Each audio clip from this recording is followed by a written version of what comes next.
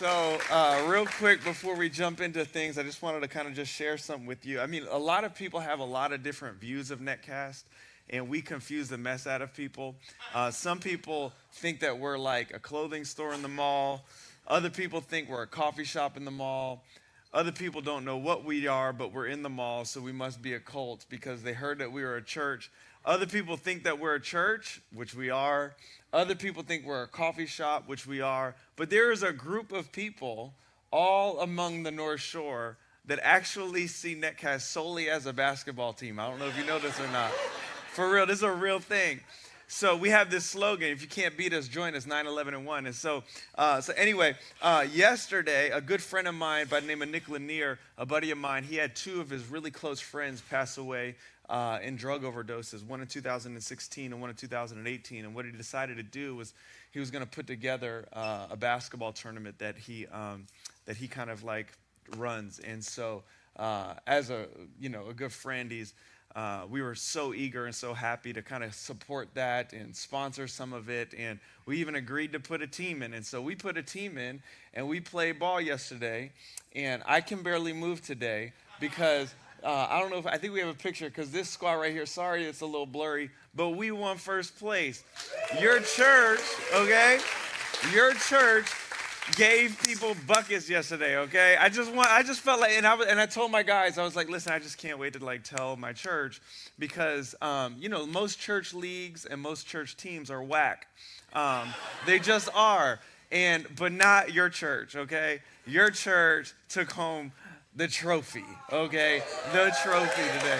And so we won for the fourth annual Sweat for Sweat. That was one of Nick's best friends who passed away. His nickname was Sweat. The fourth annual Sweat for Sweat Addiction Awareness Tournament. There were 8 or 10 teams. No, I think there was 10 teams in there. I could be wrong. 8 or 10 teams. I mean, we're talking competitive ball. Like, this is like, right, Cody? Cleve, right? We wouldn't let Cleve play. Cleve's a good basketball player. He just ain't good enough. But your church, we came through yesterday, okay? So yes, all right, it happened. I just wanted to share it. I couldn't hold that on for just me. I was like, this is like a family victory. Like, we all got the dub. So anyway, if you got a Bible, we're going to be in John chapter 19 today. This is not going to be a sermon illustration. We're just going to leave that here in case any of those dudes that we played against pop online, like we tell them to. I just want them to know that we haven't forgotten yet. So we're going to be in John chapter 19 today. If you got a Bible, I'd love for you to turn there with me. Today we're going to find ourselves actually in 2 of the last 3 chapters of John's gospel. Jesus has been taken by corrupt soldiers. He's been illegally put on trial by the Jews. The Jews want him dead.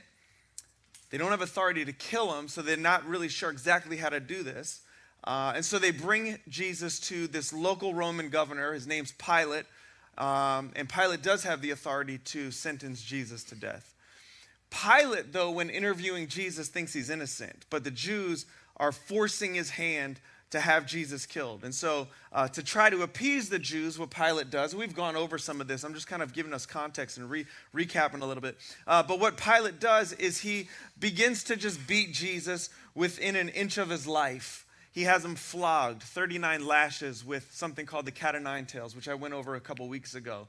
And so he's absolutely been brutally beaten. He's then represented to the Jews. He's mangled, he's disfigured, he's got a crown of thorns on his head, and still the Jewish leaders aren't satisfied. They want him crucified. So Pilate washes his hands of responsibility, gives him to the Jews to be crucified. And at his crucifixion site, Jesus is hung on a cross with nails being pierced through his wrists and his ankle joints. After a few hours, he speaks these final last words, right, where he says, "It is finished." He breathes his final breath. A Roman soldier who's a professional understander, he's a professional at understanding death, confirms that Jesus is dead. And that's where we're going to find ourselves picking it up in John chapter 19 today. But before we do that, I want to talk a little bit about John, the gospel writer, the one who wrote what we're going to read today. I think it's always important to get as much context from of the text before we dive into it. So therefore, when I just start reading the text, it makes a lot more sense. And so a couple of things about John that we know. We know John was Jewish. We know that he met Jesus when he was about 16 or 17 years old. He was a teenager. We also know that over about 3.5 years, the two of them, Jesus and John, became the best of friends.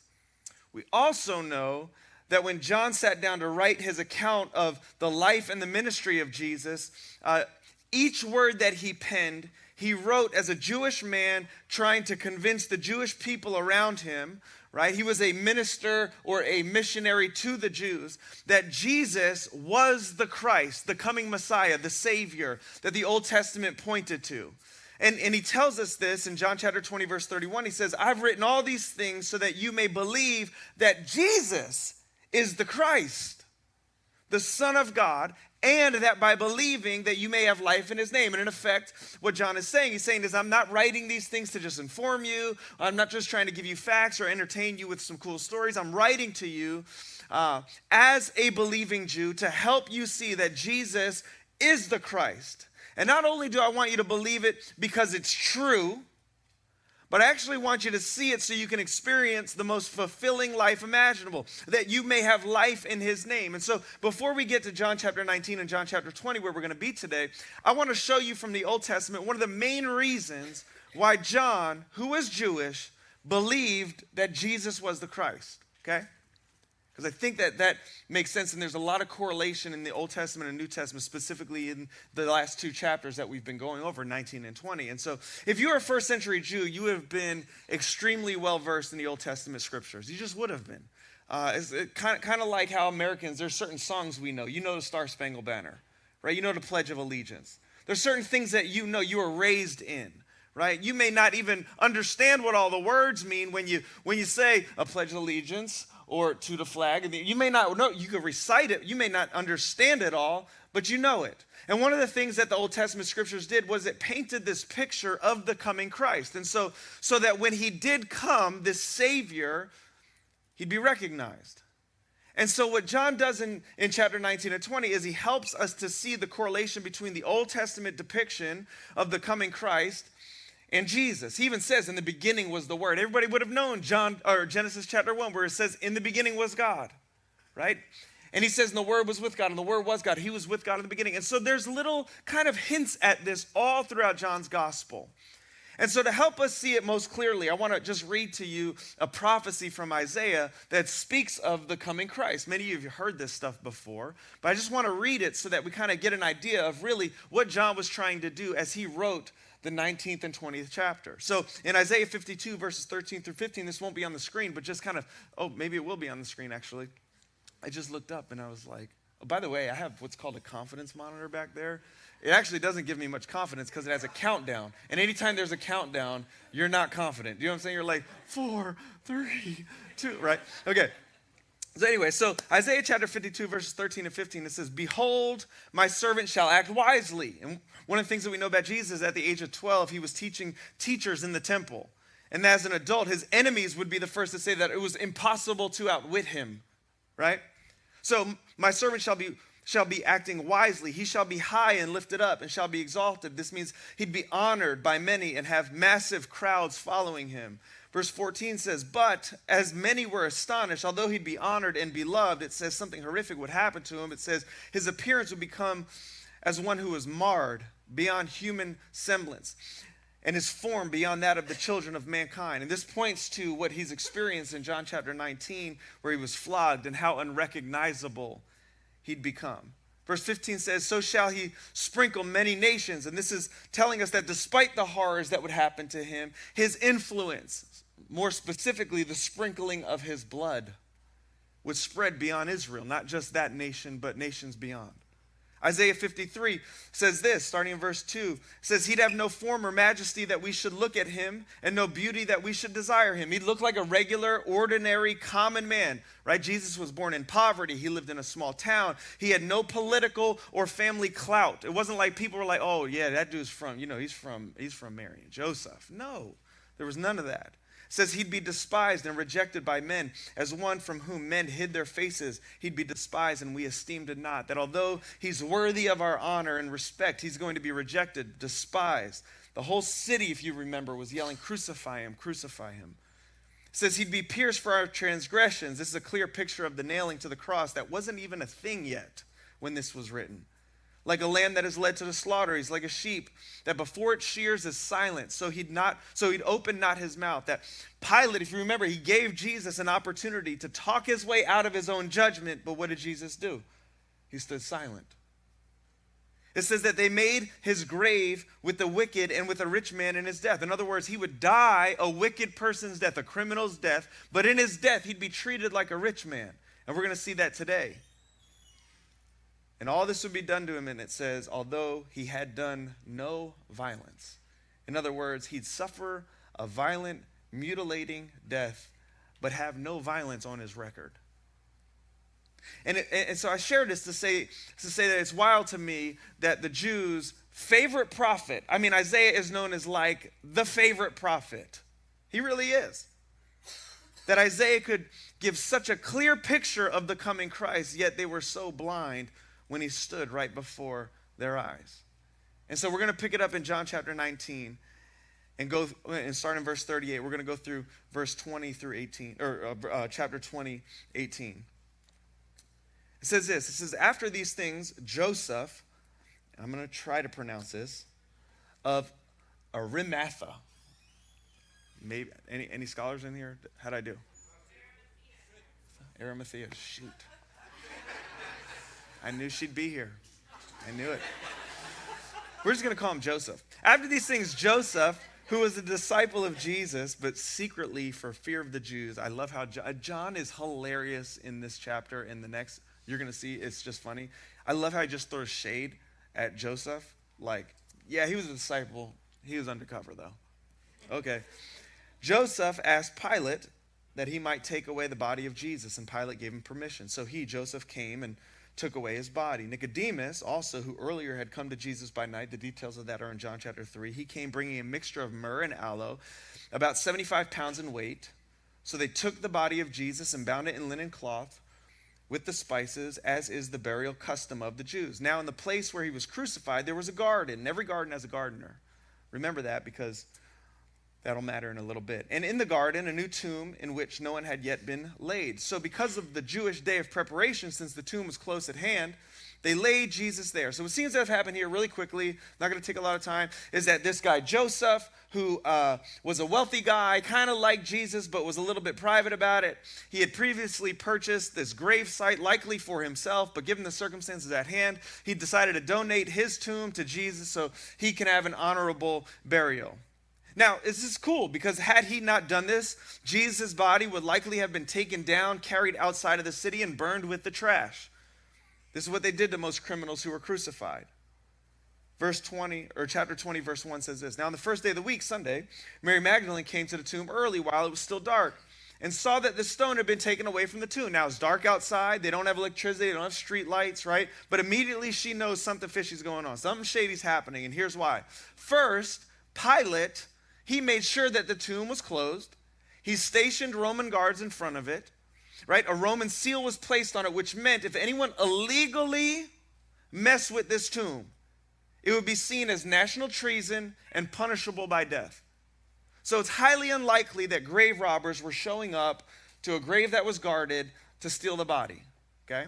Secondly, the reason she thinks something fishy's going on is the Jews had this law that said a person is ceremonially unclean. And if they had come in contact with a dead body. And so, which means that they would be excommunicated from the Jewish community. So chances are the Jews that loved Jesus or even hated Jesus likely wouldn't mess with the body of Jesus. And so the only conclusion that Mary seems to come up with is like something mysterious is going on. There's some conspiracy that's taking place and they're moving Jesus's body. It says in verse 2, so she ran and went to Simon Peter and the other disciple.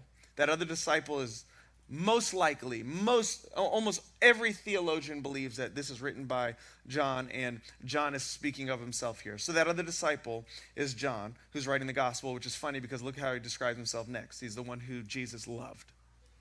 Apparently, John wants to know who's loved the most. Okay. And Mary said to him, "They have taken the Lord out of the tomb, and we do not know where they have laid him." So Peter went out with the other disciple, John, and they were going towards the tomb. Both of them were running together. But a little competitive side note here. The other disciple, John, who's writing this, wants you to know that he outran Peter and reached the tomb first. I mean, I just love it. Like, side note, right? This has nothing to do with anything spiritual at all. Here's John, 40 years after this happens, writing down the details of the things that he remembers, and he's like, I won that race, right? I mean, which is kind of crazy, right? We're talking 40 years later. Peter had already been crucified upside down for following Jesus at this point, and still what's strumming through his mind is not, oh man, remember Peter. It's like, I'll see Peter in a little bit, but I'm going to remind him even then, I beat you, bro. I just love it because I love how human and honest the scriptures are, right? Again, no point at all, just an observation. It says, "In stooping to look in, John saw the linen cloth lying there, but he did not go in," right? Oh, now we're having an honest moment. My man was fast, but the dude was a little spooked to crawl into the tomb. Then Peter came, following him, and went into the tomb. Peter might be slow, but he's no punk. He crawls right in. He saw the linen cloth lying there, and the face cloth which had been on Jesus' head, not lying with the linen cloth, but folded up in its place by itself. Now, listen, there are two miracles going on here. The first is that Jesus rose from the dead, but the second is this, and this is probably why John was so spooked. A single man folded his clothes. That's crazy. That is an act of God. And so what Peter finds is that the face cloth had been removed, folded up neatly, and put it off to the side of the tomb. And that might be why John freaked out, right? He had never seen a single man fold his clothes ever in his life. Moving on. Verse 8. So then the other disciple, John, who had reached the tomb first, also went in, and he saw and believed. Believed what? He believed that Jesus was alive. And I'll explain some of this in a little bit. For as yet they did not understand the scriptures that he must rise from the dead. Then the disciples went back to their homes, but Mary stood weeping outside the tomb. And as she wept, she stooped to look into the tomb. And when she saw two angels in white sitting where the body of Jesus had lain, one at the head and one at the feet. Now, we could assume that she didn't know that they were angels because she doesn't seem to be the least bit surprised. It says, they said to her, "Woman, why are you weeping?" And she said to them, "They have taken away my Lord, and I do not know where they have laid him." Verse 14 says, having said this, she turned around and saw Jesus standing, but she did not know that it was Jesus. And Jesus said to her, "Woman, why are you weeping? Whom are you seeking?" And that's a great question for us, right? Who are we seeking? Supposing him to be the gardener, because every garden has a gardener, she said to him, "Sir, if you have carried him away, tell me where you have laid him, and I will take him away." Jesus said to her, "Mary." And immediately at the sound of her name, it says she turned and said to him in Aramaic, "Rabboni," which means teacher. Jesus said to her, "Do not cling to me." Sounds insensitive, okay? But it's not, and I'm going to explain that in a minute too. "For I have not yet ascended to the Father, but go to my brothers and say to them, I am ascending to my Father and your Father, to my God and your God." Mary Magdalene went and announced to the disciples, "I have seen the Lord," and that he had said these things to her. All right.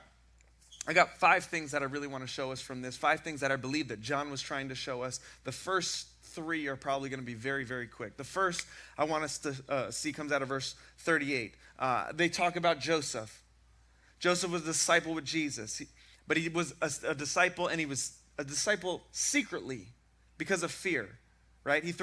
John even goes out of his way to tell us this. He's throwing some shade at Joseph's way, but at the same time, he keeps Joseph in this because he wants us to realize something about Joseph. Joseph, who was a closet follower of Jesus, eventually manned up and came and went public.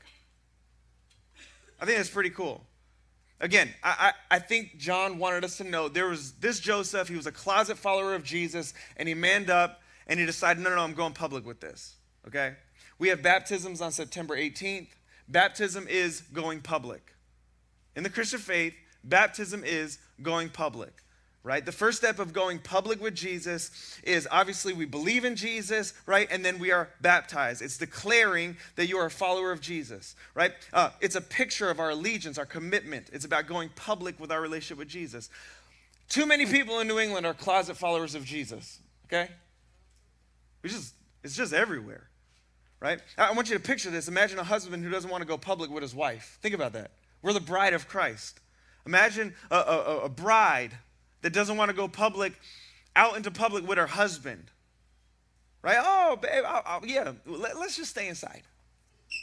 No, let's just watch a movie at home. I don't want to go out together because I don't want people seeing that we're a thing. That's an insult, right? Would you agree?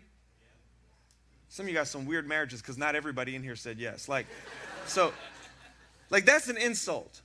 And I do wonder if Jesus ever feels insulted because in private we're all about identifying with Jesus and with the right crowd. I'm cool with just being cool with Jesus. But when it's public, we got to be careful now. I think that's a little insulting if I was Jesus. Okay? I just think John wanted us to see that. Second thing, John was more loved, he thought, and faster than Peter. And Peter had more courage. Right? You see this in the text. I already talked about it. I'm not going to spend much time on this at all. I just want you to know that I don't think John was throwing shade at Peter. I think John was just highlighting the difference that him and Peter had. Peter had some courage. He had some speed. And I think as Christians, we got to stop looking over the shoulder and seeing what we don't have and being frustrated we don't have it and be content and cool with what God has given us. Actually, in Romans chapter 12, it says this, "For by the grace given to me, I say to everyone among you, not to think of himself more highly than he ought to think, but to think with sober judgment, each according to the measure of faith that God has assigned." That's a crazy thought. That God has given you, assigned to you, a measure of faith. Stop looking stop scrolling Instagram and, oh my gosh, I wish I had that. I wish I was like that. No. It says this. It says, "For as in one body we have many members, and the members do not all have the same function, so we, though many, are one body in Christ, and individually members of one another. Having gifts that differ according to the grace given to us, let us use them." Right? Just quick, I think John was celebrating some very practical things. Peter was a little bit older and slow, had some weight on him. I was a young buck and I was quick. But when Peter got there, he was the one that went in first. I was terrified. That's okay. God has uniquely designed them differently, and he wants us to use the gifts that we have. Period. We just move on from there, okay? Third thing. John believed that Jesus was alive before seeing Jesus alive. This is unique to John. We don't get the hint of that at all with any of his disciples except John. So in the original language, in the Greek, right, there are 6 different verbs that can be translated to see or saw, right? 3 of the 6 verbs are used in this passage. And all of the 3 have different definitions and different meanings and are meant to be used to communicate different things. I'm going to read these to you and help you see it. Verse 20 says, "Now on the first day of the week, Mary Magdalene came to the tomb early while it was still dark and saw that the stone had been taken away from the tomb." That word "saw" in the original language is defined as observing without necessarily understanding. Okay? Then in verse 6 of chapter 20, it says, "Then Simon Peter came, followed him, and went into the tomb. He saw the linen cloths lying there, and the face cloth which had been on Jesus' head, not lying with the linen cloths, but folded up in a place by itself." And here the word "saw" means he examined for the purpose of investigation. Make sense? Verse 8 says, "Then the other disciple, John, who had reached the tomb first, also went in, and he saw and believed." Now again, a different verb in the Greek, and this time it means perceived with full understanding. And so what John is trying to communicate to us is that when he walked in, he saw something and got it. It clicked. He put it all together. He realized Jesus has risen from the dead. And he may have said that to Peter. He may have said it to Mary. He may have run home and said it to everybody else. And I doubt any of them believed him. But he's letting us know, I was the first to believe because I didn't even see the risen Christ. I just saw what I saw in there and I was like, he's back. Now, as I studied this week, I was fascinated by what John saw. Okay, so originally I had always thought that John walked into the tomb and saw a bunch of linen cloths like laying around, sitting on the floor, somewhere, and there was this one folded little garment of the headpiece that was sitting there, and as if somebody kind of came in and unraveled Jesus and folded everything up neatly that needed to be, but then there was this pile. I just thought it was kind of like this weird. I just thought of it differently than it actually was, but because that's not what the depiction is. So there's a reason why John goes out of his way to tell us that Nicodemus, this is verse 39, Nicodemus came bringing a mixture of myrrh and aloe, about 75 pounds in weight, and they took the body of Jesus and they bound it in linen cloth with the spices, as is the burial custom of the Jews. The reason why John tells us that is to help us understand what he saw when he walked in the tomb. This was fascinating to me. This may not be fascinating to you. This is fascinating to me. So, ancient people weren't as shielded from death as we are today, okay? So nowadays, we hire people in funeral homes and they take care of the dead bodies. But in the first century, people prepared their own dead for burial. And by the time you were about 30 years old, you would have seen at this point dozens of corpses up close and personal. It wouldn't have been a weird thing. And it would have been a sad thing, but not a weird thing. And you would have been, I guess I'll say, familiar with the burial customs, okay? And what they would do in the first century is they would wrap the body up in a large linen cloth, and they'd wrap the body up to the neck. And then they would soak the cloth in a mixture of spiced resin, okay? John tells us that they used 75 pounds worth of good-smelling spices to drown out the smell of death, right? So that's buckets. That's a lot. Thanks, Kev. That's buckets, 75 pounds. So then they would tie a separate cloth around the face, right? Be considered a face cloth, and it would tie underneath the chin and then be draped over its head to cover the decomposing face so that you would be able to see who it was. If you ever were to go back in there, you'd be able to see who it was and possibly recognize the face before it was decomposed, okay? And what happened, or what would happen, is after about 2 or 3 days, this linen cloth that was soaked in 75 pounds of resin would harden and become kind of like a modern day cast, right? You break your arm, you have a cast put on it, and it hardens. So what John is telling us is that when he walked into the tomb, this is crazy to me. When he walked into the tomb, what he saw was a hollow, hard shell of a mummified body with no body inside, like a cocoon. Okay? And next to it was this folded up face cloth. What do you do with that? Like what do you do with that? And so for John, he's like, yo, when I saw that, I didn't even need to see Jesus. I saw that, I was like, he's back, yo. He's got to be back. I ain't seen him yet, but he's back. And Peter, you got to think about Peter. Peter had just denied Jesus to his face 3 times, then dipped out. Peter's like, nah, he ain't back. He ain't back. Right? Right? Why does John want us to know that it was then that he believed? Well, here we are, 40 years after the resurrection, and those who saw Jesus walking the earth after he was crucified are beginning to die off. And what John is doing is he's telling his readers that they can believe in the resurrection without visibly seeing the risen Christ, because there's evidence. And for us, that's extremely hopeful, because we too can't lay our eyes on the risen Christ. He can open our eyes for us to know and believe, right? But what John is telling us here is, yo, you don't need to see him to believe. There's evidence. There's evidence. It's okay. Just look at the evidence. And I don't have time to outline all of the evidence right now. But if you truly are seeking Jesus, let me just tell you this. If you seek him, you'll find him. Not just because he opens your eyes, but he will open your eyes. He may open your eyes. But there's plenty of evidence.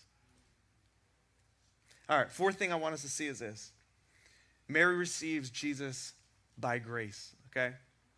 It says Mary turned around and saw Jesus standing, but she did not know that it was Jesus. Jesus said to her, woman, why are you weeping? Whom are you seeking? Supposing him to be the gardener, she said to him, sir, if you have carried him away, tell me where you have laid him, and I will take him away. And Jesus says to her, Mary. And immediately at the sound of her name, man, that touched me because my favorite verse, Isaiah 43:1, fear not, for I've redeemed you, I've called you by name, you are mine. At the sound of her name, she turns and says to him, teacher. So, I don't know if you know this, but most Catholic theologians believe that Mary Magdalene was the woman that was caught in the act of adultery in John chapter 8. Whether or not that's true or not, we have no idea. But the Catholics believe it, so we'll just talk about that. Do you also know that many theologians think that it was Mary who was considered the prostitute in Luke chapter 7, or the sinner, because they want to just kind of dumb it down, but she's considered a prostitute in Luke chapter 7, who anointed Jesus' feet with oil and wiped it up with her hair. Many theologians believe that as well. Do you also know that in Luke chapter 8, we're told that Jesus cast 7 demons out of Mary Magdalene? 7 demons. That word, that number 7, for us, it means like numerically 7. For them, it means, in that time, in time and day, it meant like mega, right? It was like, there was just, Jesus had to take a lot out of that woman. You know what I'm saying? It was like, you know what I'm saying? Mega. Okay? And I don't know if you know this also, but at this time in history, a woman's testimony could not be used in the court of law. And yet, Jesus deliberately chooses this woman, Mary, who is not a pillar of the community, to be the first eyewitness of his resurrection. How much clearer can Jesus be that you see him and are saved by him simply by grace? How much clearer can Jesus be in saying that this grace can be received by anyone who will believe? Anyone. Mary is an outsider. She's an outcast. She represents the immoral crowd. She's a part of the marginalized people. Yet none of that matters, right? It doesn't matter your pedigree, doesn't matter your past, your gender, it doesn't matter your class. You receive Jesus by absolute sheer grace. Period. Period. There's no works involved. So if you come here and you start hearing, you start thinking, I'm a Jesus follower, you know what I'm saying? Because, I'm like kind of good, like, you know what I'm saying? Like, you know what I'm saying? Or you start getting mad at people because they're not as good as you are, and you say you follow Jesus, and you're like, you need to do better. Da, da, da. You're not recognizing that you are who you are by the grace of God. Period. Period. And then the fifth thing that I see here is just how Mary's understanding of grace led to this explosion of love. Verse 16 says, Jesus said to her, Mary, and immediately at the sound, she turns and says, teacher. And she must have just grabbed him and wouldn't let him go, because the next verse says, Jesus says to her, don't cling to me. Now, some of you married that person, right? You're like, hey, baby, you're like, chill. Give me some space, right? At first glance, it seems that that's what Jesus is saying. It seems like he's like, hey, don't touch me. There have even been some crazies out there that have built theologies around this, as if Jesus, he was in transition into his holy state and like she's going to mess it up. It's just weird. He is not worried about being touched, just so we're clear. Actually, the verb used here means stop clinging so tightly. And it's kind of almost funny, right? It's almost as Jesus like, oh, Mary, you're squeezing kind of hard, like chill, ow, And as soon as Mary realized he was back, she must have just grabbed a hold of him like a vice. And do you blame her? I mean, we're talking about a woman who used to walk the streets, may have worked a corner. By many was considered out of her mind, a lunatic, psychotic, walking around talking to herself, crying, likely begging for money. And here she is, changed, different now. Thinking that the one who changed her is gone forever. And then she sees him. She sees the one who made her whole again. And she is exploding with love at the sight of Jesus. She loves him so much, right? And the truth is, the degree to which you understand the depth of your depravity. See, a lot of us, we come in here thinking not soberly about ourselves. We think way too highly of ourselves. And the truth is, the degree to which you understand the depth of your depravity and the magnitude of his grace is the degree to which love will just explode out of you at the thought of Jesus. You want to know how I know that I deeply love Jesus? It's my litmus test. It's not because I'm a pastor of a church. It's not because I'm still a pastor of a church. It's not because I read my Bible from time to time. It's not because I preach the Bible time to time. It's not because I do Christian things or listen to Christian music or like I'm a nicer guy than my neighbor. Not you, Dave. Dave's nicer than me.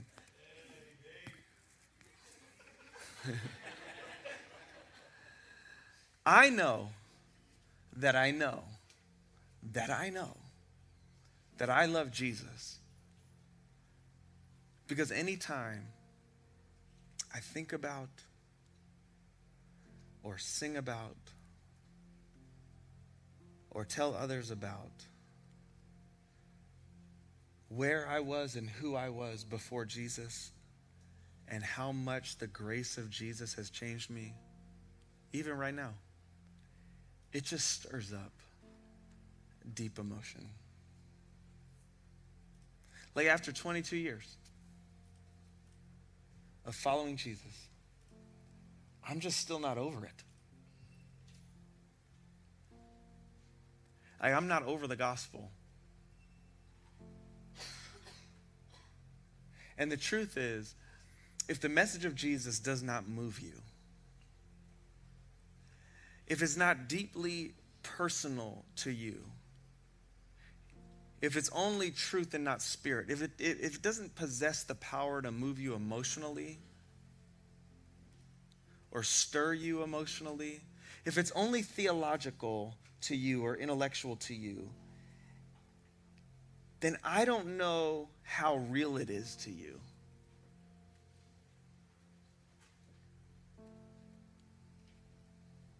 Some of you say, oh man, it's just a personality thing. It's just a personality thing.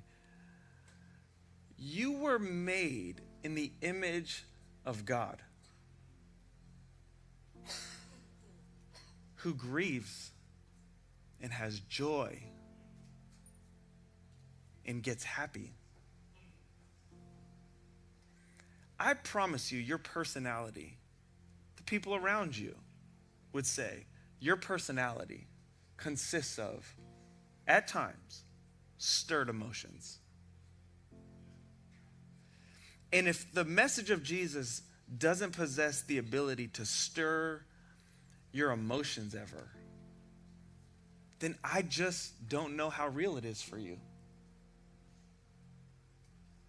I mean, dudes will look at Mary and be like, oh, you know, she's a woman. Of course she was so clinging. Yeah. Really? You're the bride of Christ. You should be okay with grabbing a hold,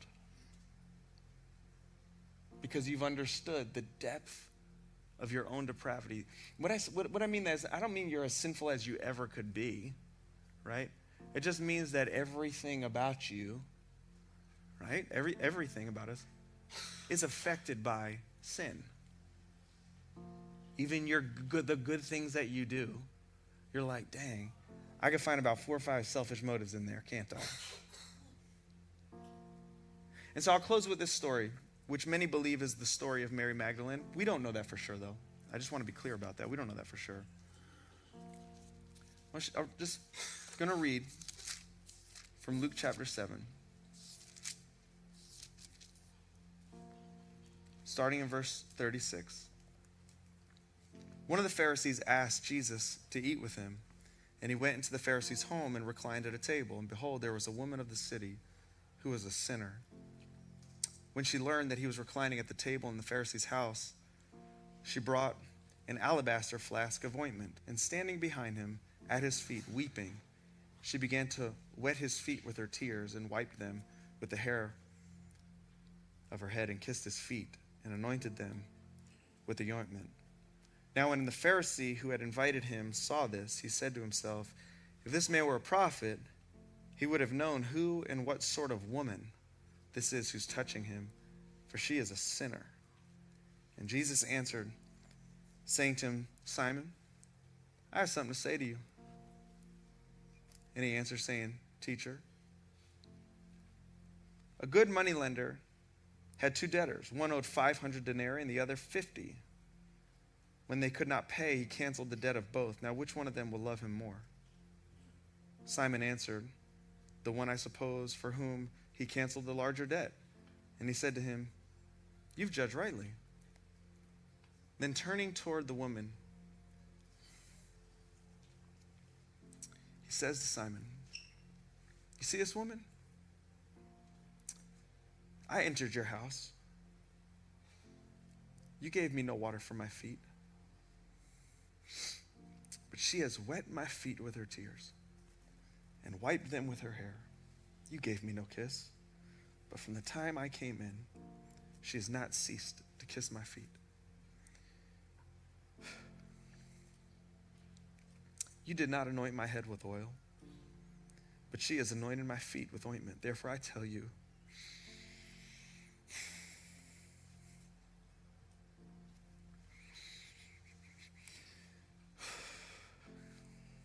her sins,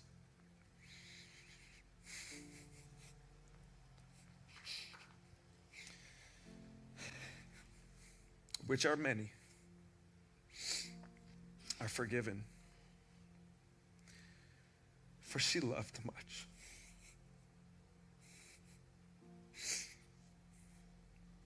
But he is forgiven little, loves little. And he said to her,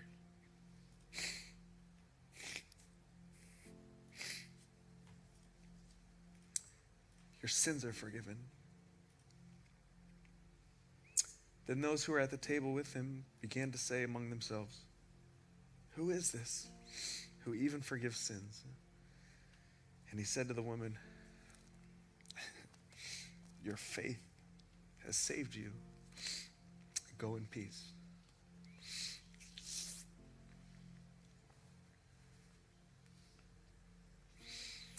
I just so deeply want us to be a church that understands the magnitude of his grace. I never want us to be a church that just goes through the motions and gets hyper traditional and religious, and it's all about like the stuff that's just the Christian stuff. If we can't be moved by the fact that the resurrection is evidence that your sins have been forgiven, then I don't know what we're doing.